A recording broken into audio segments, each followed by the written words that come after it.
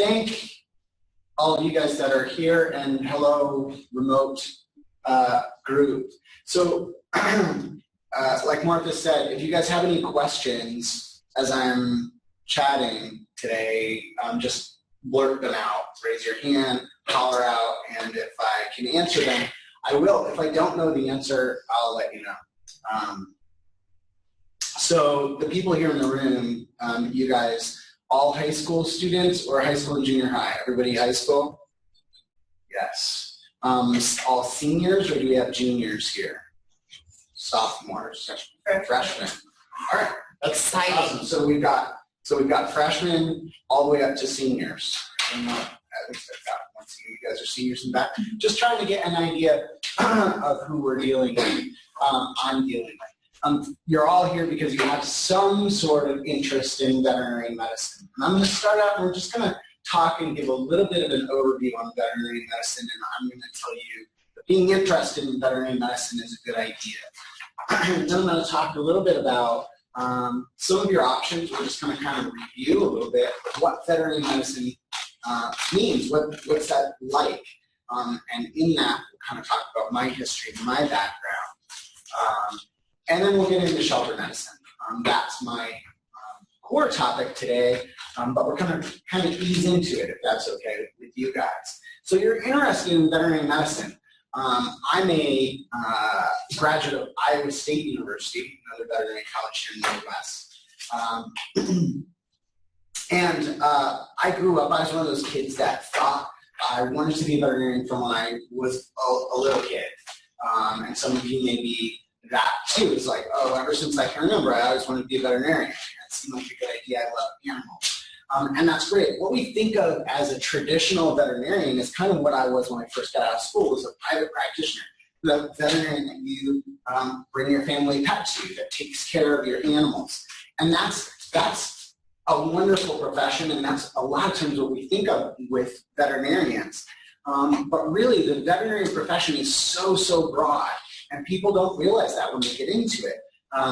Certainly, you can be a small animal veterinarian for clients.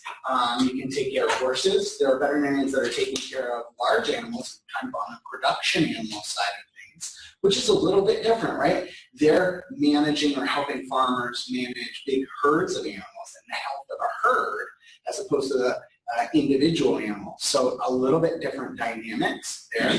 All of the foods that you eat, especially production foods, whether it's dairy and meat, are all inspected by veterinarians.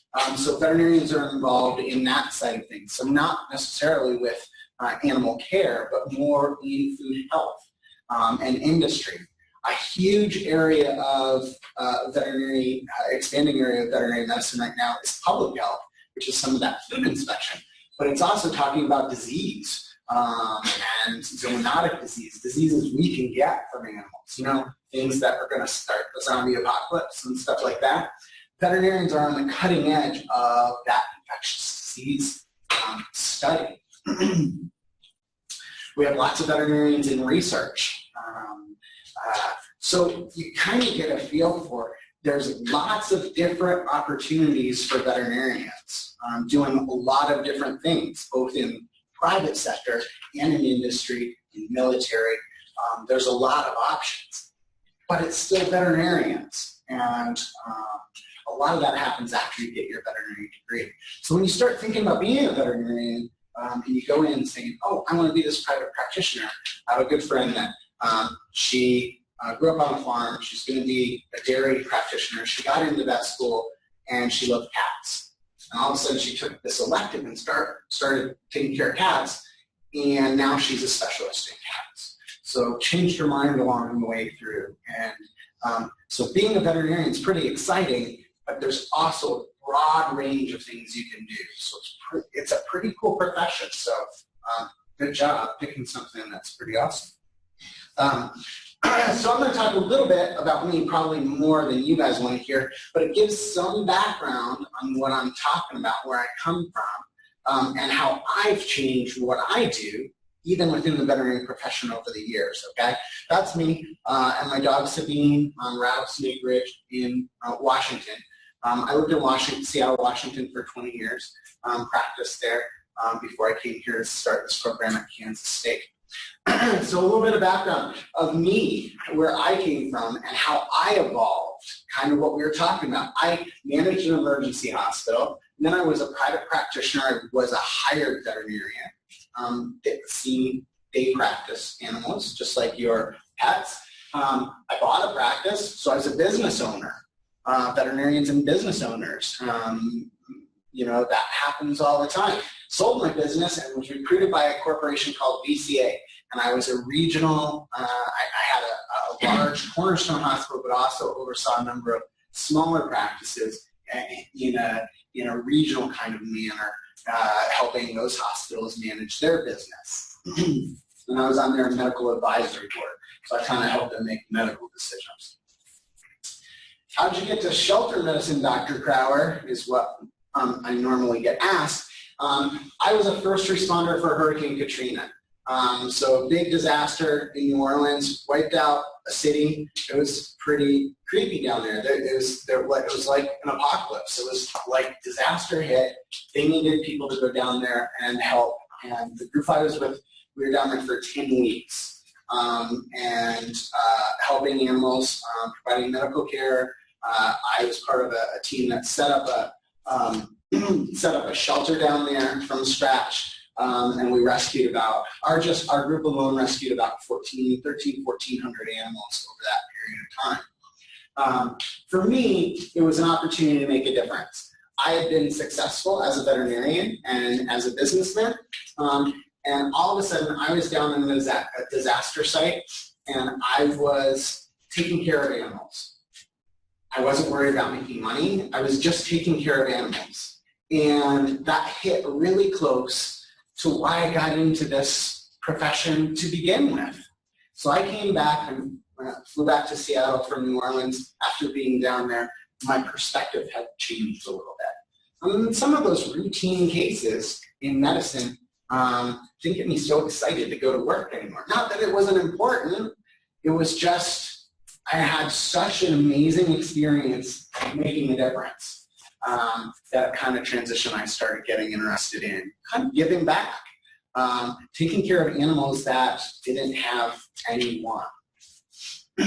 So this was us down in New Orleans, just briefly. And if you ask questions about New Orleans, I can get on a tangent and probably talk for another hour just on this. So, but we were down there day 2 after the levee broke and New Orleans was flooded, and so there were times when we were out in waders in water doing rescues from house to house, and then the next day the water would recede and we were out in dust wearing masks. I was also, of our group, the only one that had formal medical training. So it was my responsibility to do safety presentations every morning. So our volunteers didn't go out and do crazy things, getting themselves hurt, and then we wouldn't be able to get the rescues done that we needed to get done. So it goes back to that medical background and how it transitions, making sure that things are safe and people are healthy. So this was us setting up kennels. Those are dogs stacked at the Lamar Dixon Expo Center, which is the Humane Society of the United States' rescue. We helped them set up, and they filled up in 2 days.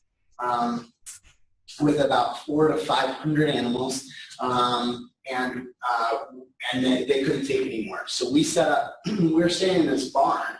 There was this gentleman that put us up, and we were all sleeping in the barn. And we went and did a rescue one day. They had about 40 animals in 2 vans, and we pulled up to the HSUS site, and they said, we're not taking any more animals. We don't have any ability to keep them there. So overnight, we turned the barn that we were staying into a rescue shelter. And then we proceeded to use that barn as a rescue shelter for the next 10 weeks, running about 1,300 animals through there. So you can imagine, I came home kind of a changed person. It was a totally different thing.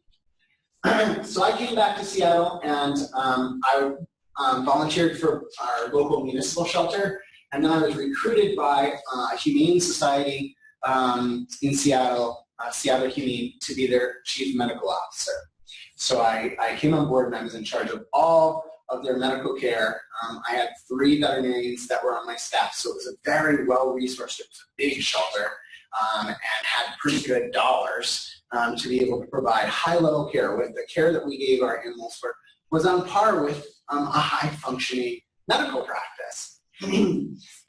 The other thing I did was I set up a teaching program for Washington State University. So we had veterinary students that would come over from Pullman, Washington, spend 2 to 3 weeks with me at Seattle Humane and get exposed to shelter medicine, general surgery in a shelter setting. And I really enjoyed impacting those students. I really enjoyed having those students on board with us, learning about giving back, learning about caring for animals that didn't have anybody. So it was pretty exciting for me. Go back to what was kind of making me tick at that point and is today, is where is there an opportunity to make a difference? Where can I use my talents to make the world a better place? And so for me, it wasn't just enough to be treating these animals and being the chief medical officer at a humane society. I had 70 to 80 students coming in that I could teach and then peel out, and wherever they landed as veterinarians, they had a better appreciation of shelters, animal shelters, shelter medicine, and giving back. They might be more likely to volunteer. They might be more understanding when a shelter had some needs or when an animal came from a shelter and was ill. And that was pretty impactful for me to be able to have that kind of effect. So that's what brought me to shelter medicine, and ultimately that's what brought me to Kansas State. So that's what I was doing before I came here. I've been here just about 2 years. The program is about 2 years old. And it was started from scratch, really. And what we do, so let me back up. When we talk about shelters in general and veterinarians, is how did we get involved? You guys are young enough that the care and the things we talk about in animal shelters has just kind of always been kind of how it is right now. I'm old enough, and I don't look that old, but I'm old enough to remember that traditionally animal shelters, when I graduated from school, it was a dog pound. What did dog pounds do?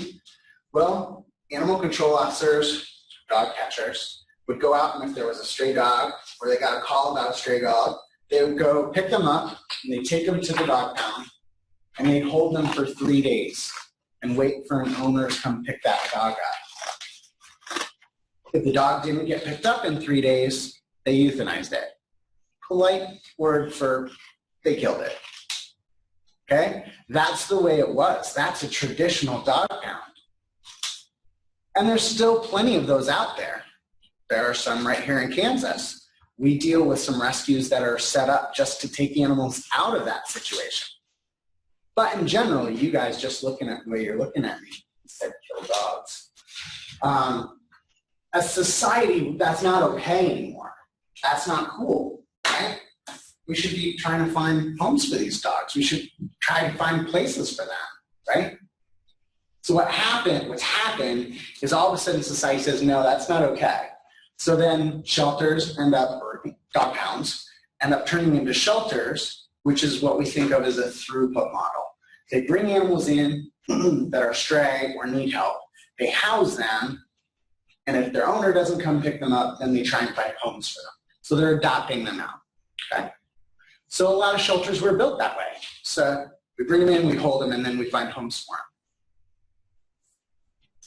There's still more animals that come in than can go out, so there's still some euthanasia happening. Sometimes more than others, definitely more than we would like. That's our goal, is to have less animals dying, okay?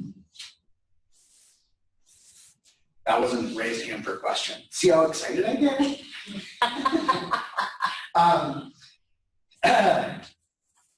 What's happened since then is all of a sudden now what happens is it's important that we provide spay and neuter. We get these animals fixed before they leave the shelter. Because it doesn't make sense to move animals out of the shelter. We got too many animals, that's why they're coming in. And so shelters are adopting them out, and they can still have puppies which kind of perpetuates that whole system. So now we want to get them spayed and neutered before they leave. So now we need veterinarians to get involved, because veterinarians are the only ones that can kind of do surgery on dogs and cats. Now maybe what society is requiring is when we get medical cases, when we get dogs that are coming in that have a medical case, they're injured or sick, we need to treat them. Well, that requires a veterinarian. So this shelter has evolved. It's evolved from, we just hold them for 3 days, and if nobody picks them up, then bad things happen, to now we're, as society, and rightfully so, expecting more. We're expecting our shelters to do more, and that means veterinarians have to get involved. When I graduated from vet school, there was no specialty called shelter medicine. Veterinarians weren't working in shelters. There was no job for them there.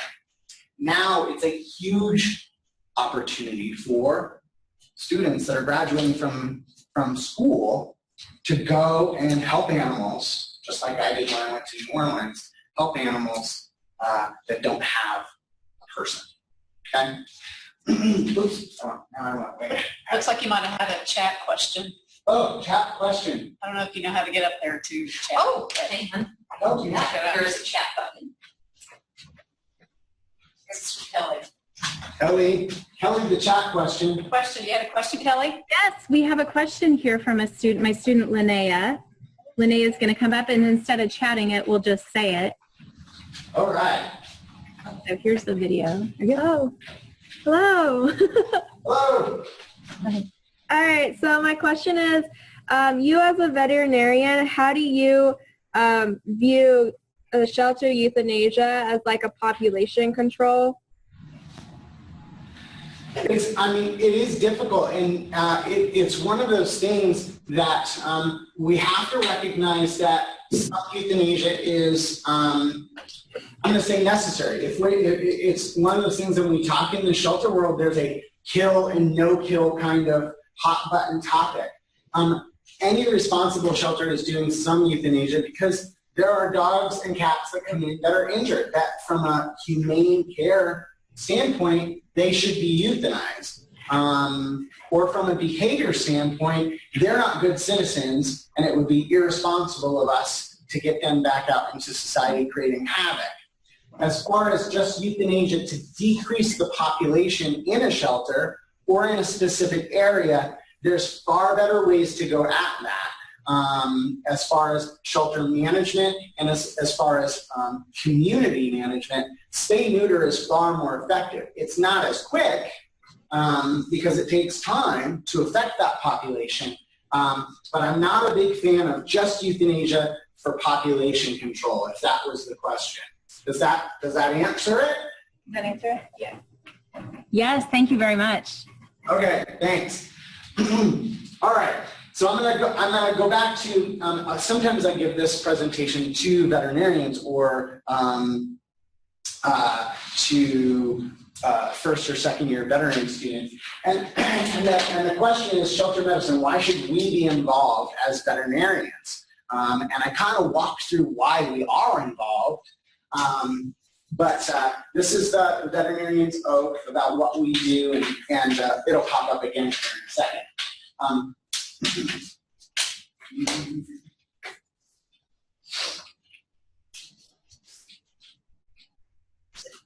Not advancing. It's not advancing. Okay. Use the mouse.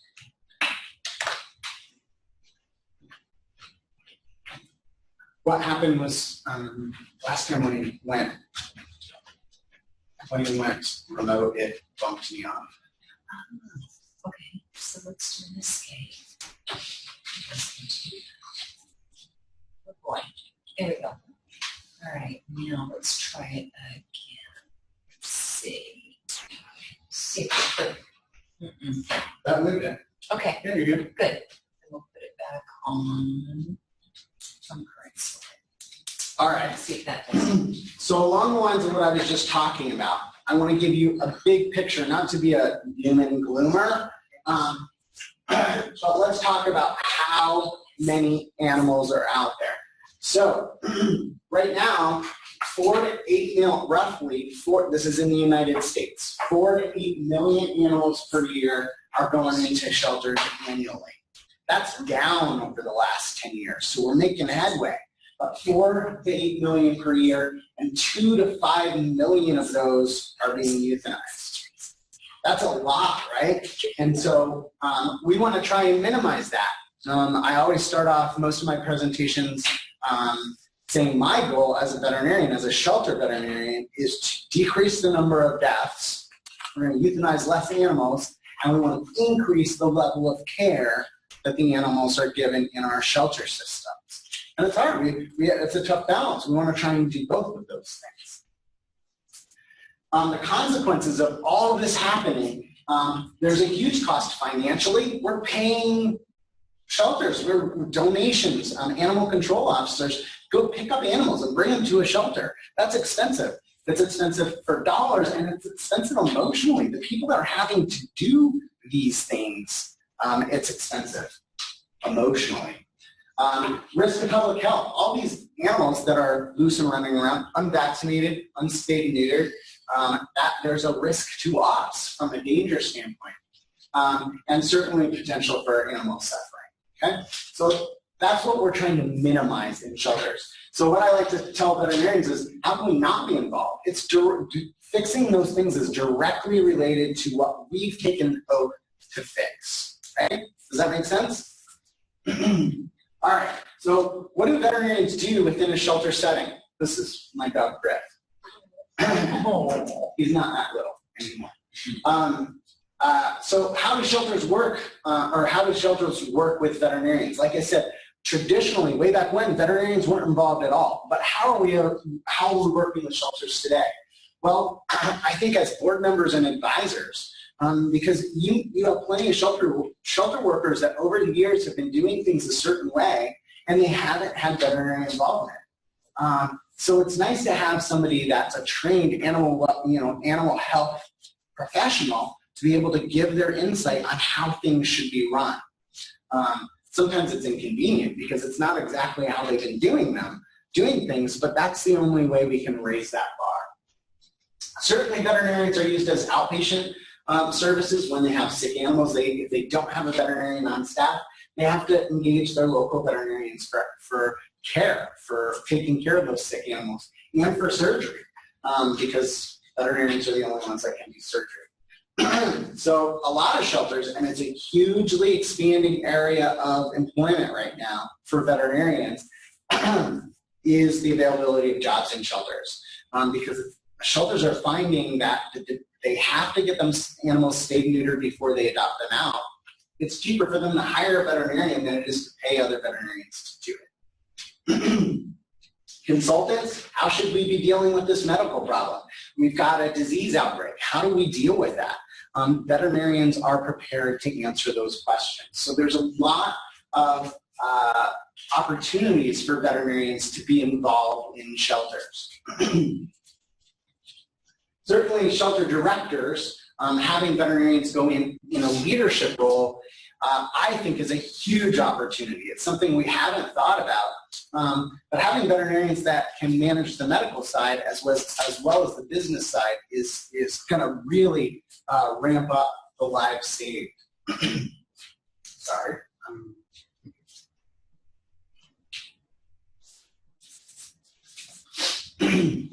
And lastly, what I'm involved in is academic shelter medicine. Shelter medicine was approved 2 years ago as a specialty in veterinary medicine. So you can get board certified in shelter medicine. It's a specialty within veterinary medicine recently, and so it's becoming more and more involved at the college level. Right now, Kansas State is one of a handful of veterinary colleges that has a shelter medicine program, and I'm pretty excited to have bumped that up and started it, and we're excited about continuing to expand. This year's class of incoming first-year veterinary students, easily 15 or 16 of them that I talked to specifically are interested in shelter medicine and came to Kansas State because of the program that we have in place. place. That's exciting for me. Those are students that wouldn't be necessarily interested in coming to Kansas State if it wasn't for this program and this opportunity. So that's pretty amazing and cool. All right, so let's talk a little bit about the program that we put in place. These are our goals. So we have a mobile surgery unit. I'll show pictures of that in a minute. But what we do is I teach a fourth-year elective rotation. So fourth-year veterinary students. They come with me 3 at a time, and I have them for 2 weeks. And we go out to shelters and we provide spay and neuter services and medical triage. So these are shelters that don't have any veterinary oversight. And we go in and we provide veterinary care for them. These are the goals. We want them to get better at surgery. The students that go on the rotation with me, they're averaging about 50 surgeries in a 2-week period of time per student. Those are 50 surgeries that they wouldn't have otherwise. Students in general are graduating with about 5 to 8 surgical experiences on graduation. So the students that come through my rotation are getting 50 more. They're pretty darn good surgeons by the time we get done with them. A lot of them sign up just for surgery, and I get that. I understand that surgery is the hook, and surgery is why they sign up. Some of them sign up with me, but I tell them, I've got you for 2 weeks. I'm going to force feed you animal welfare. And it's been amazing how that affects those students. I've had students come through that have really no interest in shelter medicine. They just want to do surgery. And they roll off after 2 weeks, and all of a sudden they're volunteering at their local shelter.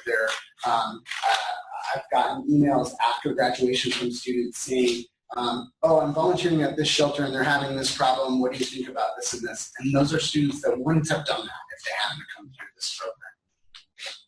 So we want to get students acquainted with the problems of overpopulation, the homeless pet population, and how private practitioners, how we as a veterinary profession can help that. And certainly we talk about standards of care in veterinary in shelters. How do we make the shelters a better place for these animals to live in over a period? So this is where I spend most of my time. We're on the road 5 days a week. We've got a 32-foot gooseneck trailer, and today we couldn't bring it. It was in Salina. My students and my intern and my technician took it to Salina, and so they did, I think, 15 or 16 surgeries today in Salina. So they're doing good things while I'm here talking to you. It's kind of what it looks like from the outside. That's our theme, is future vets helping future pets. We don't do private spay neuter. We don't do people's owned pets. We don't want to compete with local practitioners. We only provide spay neuter to shelter animals, to shelters that need us to come in and do that spay neuter so they can get them adopted, to save them money so they can reallocate those resources somewhere else. We also walk through these shelters, and if they've got sick animals, we can triage them and recommend treatment. We can identify lameness issues, skin conditions, really anything the students want to look at or any problems that shelter may have. My veterinary students are going out and they're getting to do those medical cases, and that's huge value for those shelters. And it allows them to go ahead and treat those conditions without any expense. So that's what it looks like inside. There are 2 surgery tables back here, and then a treatment table. Typically, we have 3 students at a time. We'll run 2 students in surgery, and 1 will help my technician doing surgery prep and recovery, and they'll rotate throughout the day and throughout the 2 weeks that I've got. It's pretty nifty. It's a full day. We usually are driving between half an hour and 2 hours one way. So we hit the road about 7, and I do lectures in the morning from 7 until 8, and then we hit the road. And we do surgery all day and then drive back. And they're pretty tired. We've got all kinds of pictures of students sleeping in the back of the truck at the end of the day. And then we offload them and we start, and then we do it again the next day. These are, right now we've got 14 different partners that we visit. Some of them we visit once a week, some of them we visit every other week, some of them about once a month, and still others, like Friends of Feline in Wichita, we go there quarterly. They're all shelters. We've got 2 groups that are what we call TNR groups, trap, neuter, return groups, and those groups we just do feral cats, so community cats, unowned cats. There's plenty of communities out there that have a lot of free-roaming cats, and what we do is stay neuter them. And to the question about euthanasia and population control, the goal of trap, neuter, return is to take that population of cats that's in your community, and instead of plucking some of them out and taking them to the shelter where they're euthanized at a higher rate, and that population just backfills and doesn't really affect the numbers, the idea is to go in, pluck those same animals out, stay neuter them so they can't reproduce, put them back, and if you effectively do that to enough of that population, the population will shrink. It takes a little time, but it's more effective than euthanasia. What we do, rounding up stray cats and taking them to the shelter, really affects our population and community 0, where trap, neuter, return has some of that. The other thing it allows us to do in TNR, trap, neuter, return, is allows us to vaccinate them for rabies, so public health-wise they're healthier for us. There's less chance that they can expose us to rabies.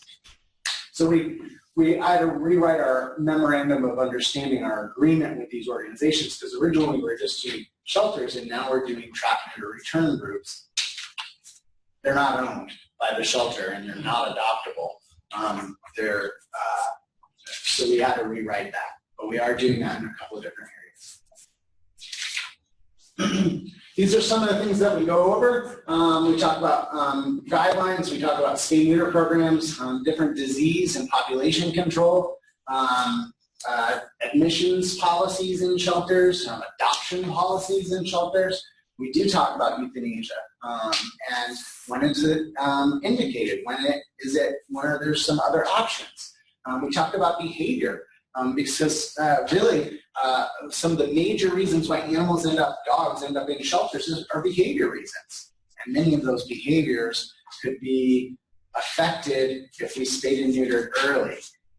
So that's something to take home too. Spay and neuter your pet early. And then we also talk about cruelty investigations and forensics. These are all topics in shelters and shelter medicine, and they all involve veterinarians. So kind of overall, when we start thinking about things, what is shelter medicine? Well, shelter medicine, kind of way back when I started talking about different types of professions, I talked about the difference between a private practitioner that sees your pet when it's limping and a feedlot veterinarian that takes care of a whole population of cows. Shelter medicine is a little bit of both.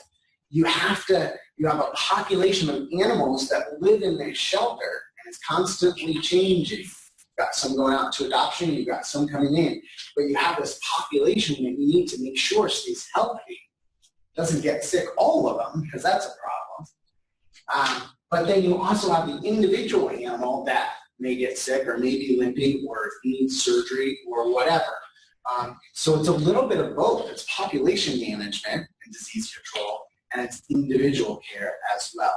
So it's kind of a unique thing. It pulls from both sides, both production animal medicine and private practice. Certainly, what we're looking at is there's vet student training and staff training, because so many shelters are doing things the way they've always done it. And I explained how we've evolved, right? And if they're still thinking that we should be operating 20 years ago, well, a lot of things have changed since then. And we deal with that every day. We take the students to shelters that were built in 1991. Okay? That, to you guys, that may seem like a long time ago. It's not really that long ago for a building to be built. But the shelter that this community built in 1991 is now not functioning right because they didn't ever figure there was going to be a veterinarian there. So they've got a veterinary staff that's operating in closets, and they've got a shelter that can't isolate disease because they were not set up to have animals over a long period of time. The process there wasn't to provide spay neuter services for animals. So this is an area that's evolved very rapidly, and getting veterinarians involved and having society's demand elevate has really changed what we do. For me, it's really exciting. For somebody that's been practicing for quite a while, it's exciting to be on the front end of a part of our profession that we can impact, that we can kind of see where it's going and change how it goes that direction. Kind of cool. Continuing education, certainly I try and get out and talk to as many veterinarians. So just think about what I just described. You have veterinarians that graduated before shelter medicine really was medicine. And now all of a sudden you've got shelters that are doing things on par with what they're doing in a practice. That's kind of scary for a veterinarian. It's like, well, they never did that before, and we tend to be a little suspicious and don't like change. And so my job is to build bridges, is to educate practitioners that this isn't a scary thing. Partnering with your shelter can be good for both of you. It can be good for your business because the more animals get adopted from a shelter, that's more animals in the community that are going to utilize their practice, right? That's a good thing. And it can be good for the shelter because they don't necessarily have a veterinarian. They don't necessarily have the ability to know the things that that veterinarian knows. So for me, part of my role is to build bridges and to help shelters understand the benefits of involvement of veterinarians, or there maybe never has been, and how veterinarians understand that they should be involved with the shelters when they never ever really did. So it's exciting. It's a specialty training. The other thing is on the research side. There's a lot of new things that have come out just in the last 5 years, where the more veterinarians are involved in shelters, all of a sudden this is an area we can do research. We have a pool of animals that we're moving through that we can, and research is like, you're not experimenting on animals, are you? Nothing scary like that, but something as simple as different surgical techniques. Staying, because the goal in a shelter setting is to get as many spayed as we can. And so there are some techniques that we maybe go to that we wouldn't in private practice, but all of a sudden we find out that that's just as viable. That's just as good a procedure as what we've always done. And now all of a sudden, private practitioners can start using that procedure, become more efficient, and have animals under anesthesia for less time, and all of a sudden your animals, it's safer for them to go to private practice and have surgery.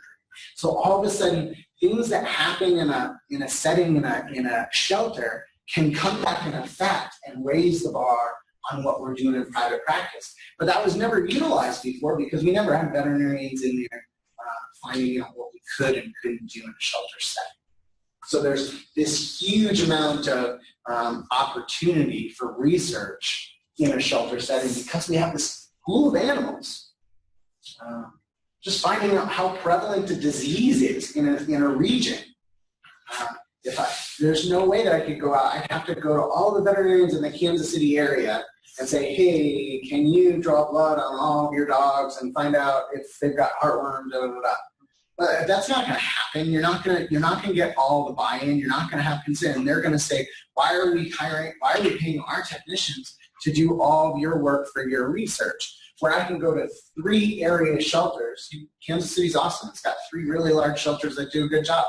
Their business model is all a little bit different, but they do a good job. And I know I could go to all 3 of them and say, hey, would it be a big problem if you, on intake, when you're drawing blood to do whatever, if you could pull some aside and just save it for me so I can run this test. And all of a sudden, that's a nice cross-section of what's going on in the Kansas City area.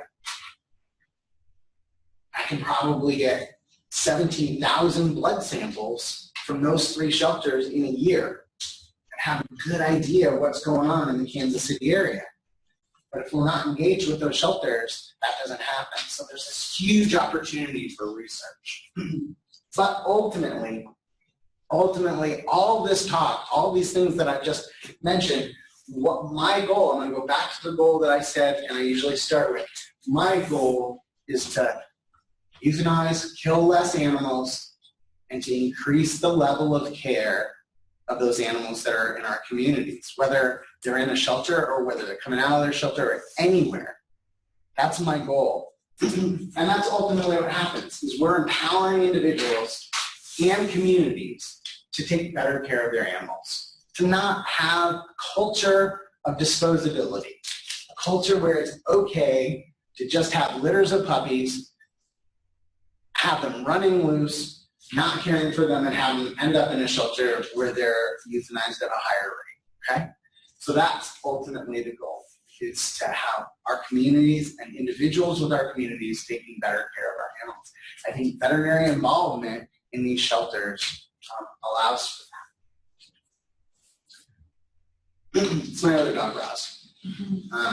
So some of the questions I get, because you guys have been quiet, some of the questions I get is, do you just do spay and neuter? Do shelters just do spay and neuter?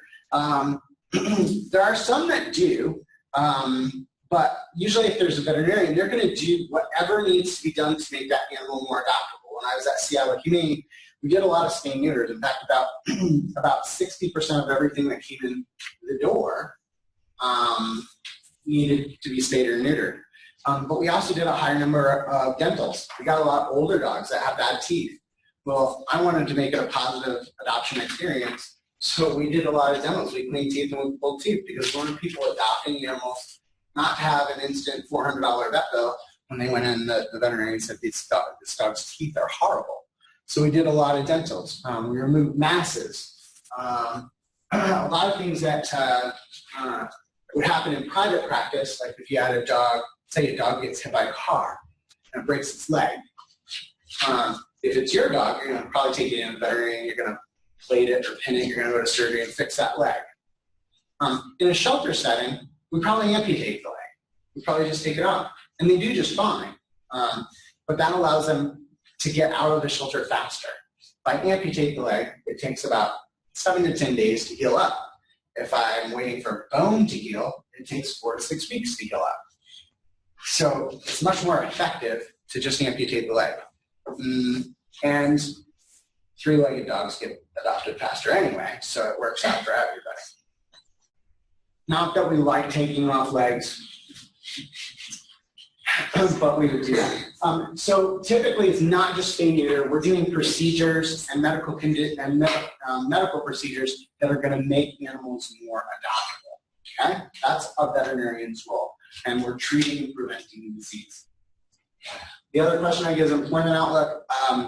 I think it's a huge opportunity for veterinarians that are coming through, and I'm biased because I evolved through as a private practitioner, as a business owner, as a business manager in corporate medicine. What I do every day is like Santa Claus. I go out and I provide free spay neuter for animals for shelters that can't afford to spay neuter their animals. For animals that need to get spay neutered before they adopt, I provide medical care for animals that are in need and don't have a person. That's really core to what I got into this sport to begin with. The other piece, which if you guys are students and you probably are thinking about college, you're like about to start college, some of you, it's not free, right?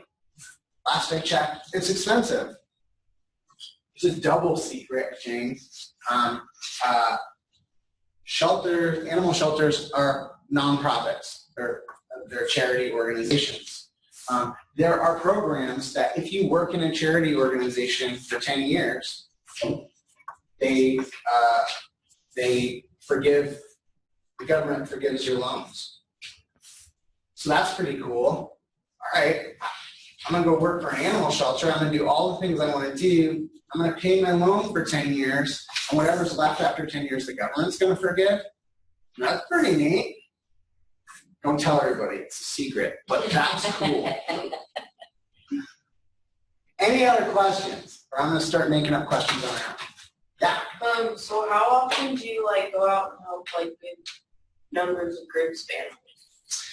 Yeah, almost every day. So, but the biggest numbers are our trap, neuter, return groups. So the Wichita group that we go quarterly, we go down and we partner with Kansas City and Wichita, and I take the students down and we spend a weekend here.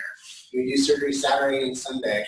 And last time we were down there, we did 76 cats in 2 days, spay, neuter, and medical triage.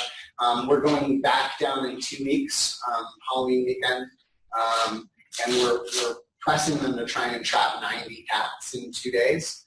So that's pretty cool. That at the end of 2 days, there are 90 cats that wouldn't have gotten spayed, neutered out in their environment, are not reproducing, are less likely to be nuisances. Because cats that are neutered and spayed, they don't have babies under your porch, they don't prowl around and fight, they don't mate in the middle of the night, they don't pee on your house, they probably still poop in your litter box, in your flower box. But other than that, those other things go away.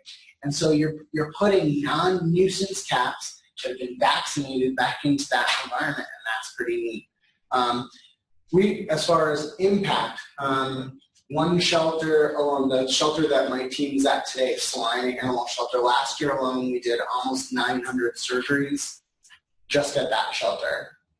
We did about 30 or 3,500 surgeries over the whole year. So, yeah. And then do you guys only work like with the,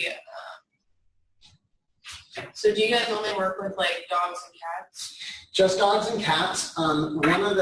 We get asked a lot about rabbits because rabbits can be a reproductive problem. I certainly have experience staying and neutering rabbits. They're not as conducive to surgery on our trailer. We've talked about just doing some rabbit days. Rabbits don't like hanging out in a trailer with cats and dogs. They get stressed, and when rabbits get stressed, they die, and we don't want bad things to happen. So, so we're talking about just doing rabbit days, but just dogs, cats, and rabbits is probably where I go. Good questions. We do have another chat from All right. Blue Valley. Hi, we have another question. This is Reese. Excellent. So the trailer, as far as the triage trailer with the surgeries and everything, how feasible would it be to set one up for large animals? For one more time? How feasible would it be to set up a triage trailer for large animals, such as cattle and horses? Yeah, I mean, it would be. As far as there's plenty of mobile, there are mobile trailers that go out and do rescue work and surgery and things like that on the large animal side. When we're talking about the shelter side, I think there's probably not that overpopulation issue as far as spay neuter. The real thing that comes into play with large animal is more disaster response. It's something that gets set way to the side. You know, we don't hear about that nearly as much. And you know, when I'm talking about going down to New Orleans and Katrina, my pictures were all on the small animal side, but there was huge issues with cattle and horses and huge poultry deaths down there as well. And that's where having trained professionals that go and know how to extract horses and extract cattle from flood zones and from disaster sites, that's where setting something like this up to be able to handle large animal medical triage is really important. And so a lot of times, and we're set up as well, is that if there was a disaster somewhere in the Midwest, we could deploy my trailer, kind of re-outfit a little bit, just adjust from a high surgery capability trailer to more of a disaster response trailer. And we're going to be set up a lot better on the large animal side that way. So it's definitely feasible, but I would say it's probably more applicable for a disaster response on large animal than it is routine kind of care, at least on the shelter med side, if that makes sense. Good question. On the large animal side, I have a couple really good friends. One of my best friends is does equine rescue, and they get deployed all over when there's floods. And we had some amazing stories of people rescuing in New Orleans. It was so flooded, they were taking their cattle and taking them to highway overpasses because it was elevated, and you would do flyovers, or you'd be out on a boat, and there'd be all these cattle on highway overpasses, and it'd be like an island, and all these cattle up on this overpass. It was pretty impressive. And then they'd have boats that would roll out there with bales of hay and fresh water and feed the livestock every day, just to keep them healthy until the water got. So instead of working with dogs and cats, I'm just working like with equine and like doing like shelter medicine. Is that just like in like the same like? Yeah, you could do it all if you wanted to. I tend to concentrate. My background's all in small animal, but yeah, there are plenty of people that kind of do kind of a broad companion animal. Not so much that will do cattle and small animal, but you do have some, especially here in Kansas, where you've got big beef industries, you've got big practices where the majority of your business out in Kansas is going to be cattle, but you still have local people that have pets, and they're going to come in, and if you have issues there, you're dealing with all of that, and then somebody's son adopts a sugar glider, and you have to figure out how to house a sugar glider too. So it's all us, right? We're veterinarians, and we have to take care of all that. So. Adults, do you have any questions? Smiling adult in the back of the room? No? Anything else in remote? No? Okay. All right. There was one question that we had from Dr. Paige Adams. Okay. She asked me if I could ask in her stead what opportunities there are for high school students with regard to shelter medicine, and how do they go about that? I wouldn't just say it's shelter medicine. I would say it's veterinary medicine. Your animal shelters are a wonderful avenue to get hands-on experience. Most of our, in fact, I would say all of our shelters kind of fall under a municipal shelter, which is a city-run shelter, or a private nonprofit, which is all volunteer-based. Both of those situations have a finite budget. They only have so much money, and they both can utilize volunteers. And so it's a wonderful opportunity for students to get involved. Now, it may not be glamorous, maybe going in and socializing cats, but who doesn't want to pet cats? I mean, that sounds like a good thing. But shelters that have veterinary programs, you may have an opportunity to go in and learn and be able to restrain or ask questions and do more than just petting cats or picking up food. But that's a huge resume builder. If you walk in, I'm also on the committee that accepts veterinary students, and certainly if you come and you're applying to vet school and you volunteered at a shelter for 3 years, that says that you're stepping up and that you're trying to get more experience, that you're trying to get more hands-on. That says a lot about you. And it's not just about the resume. It's about getting hands-on experience. So many students come in and they haven't had that opportunity. They don't know how to restrain animals. They don't know, just proper ways to go about addressing animals. And there's so many things in shelters that volunteers do. And most of your shelters here, I mean, your 3 big shelters, I know have huge volunteer programs.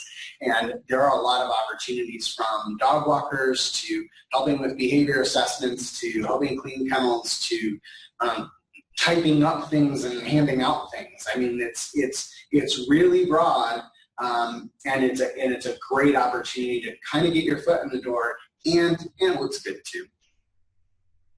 That's a good question. Yeah.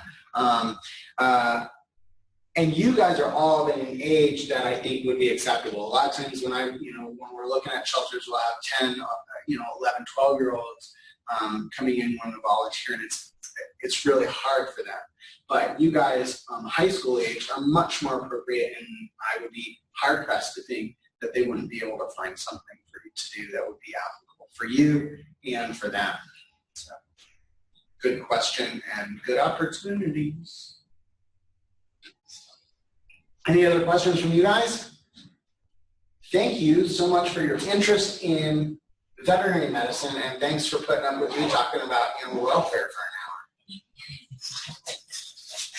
Thank you so much, Dr.